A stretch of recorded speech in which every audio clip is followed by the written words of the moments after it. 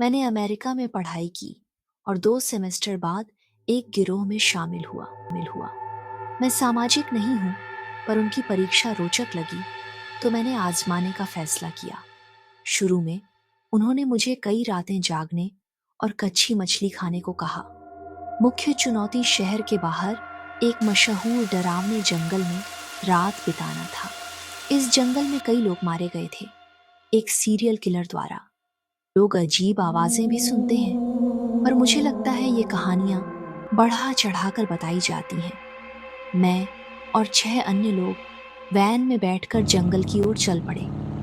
एक पुराना सदस्य बोला, 1 घंटे चलने पर कैंपसाइट मिलेगा जहां हम रात बिता सकते हैं। हम सभी ने स्लीपिंग बैग और तिरपाल वाला बैग लिया। 42 मिनट चलने के बाद मुझे ख्याल आया कि हमें बस जंगल में रहना है, किसी खास जगह नहीं। मुझे लगा वे हमें डराएंगे, इसलिए मैंने अकेले जंगल में जाने का फैसला किया। मैं अपनी चतुराई पर गर्व महसूस कर रहा था। टॉर्च से रास्ता देखते हुए 15 मिनट चलकर मैंने एक शांत जगह ढूंढ ली। चारों ओर देखा, कुछ भी नहीं था। मैंने तिरपाल बिछाया। जंगल में पक्षियों और हवा की आवाजें गूंज रही थीं। मैं संतुष्ट होकर सोने लगा। लाइट बंद की और अचानक सब कुछ शांत हो गया। ये बदलाव इतना अचानक था कि मुझे लगा मैं बहरा हो गया हूं।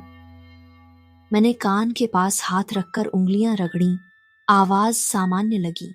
अंधेरे में चारों ओर देखा। घने बादलों के कारण कुछ दिखाई नहीं दे रहा था।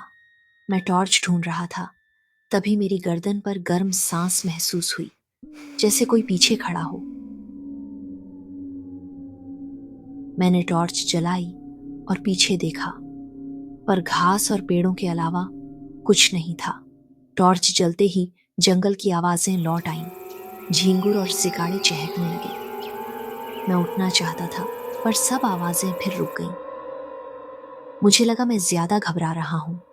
शायद गिरोह वाले मजाक कर रहे हैं। उनकी ओर छेड़छाड़ से बचने के लिए मैंने वहीं रुकने का फैसला किया। मैं लाइट जलाकर लेट गया, फिर बंद कर दी। झींगुर फिर चहकने लगे। मैं अंधेरे में लेटा रहा ताकि दिल की धड़कन सामान्य हो। आधे घंटे बाद सो गया। पता नहीं कब एक नई आवाज ने मुझे जगाया। एक भारी सांस जो ऊपर से आ रही थी।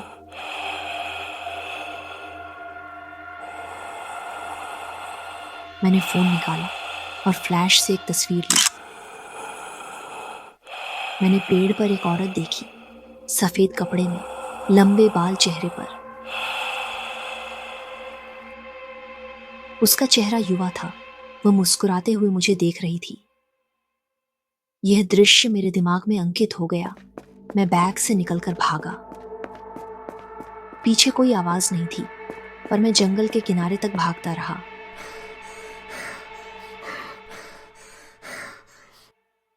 लौटकर मैंने गिरोह से पूछा।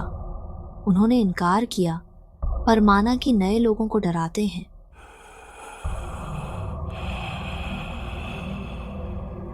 पर मुझे लगता है वही इसके पीछे है। कौन और ऐसा करेगा?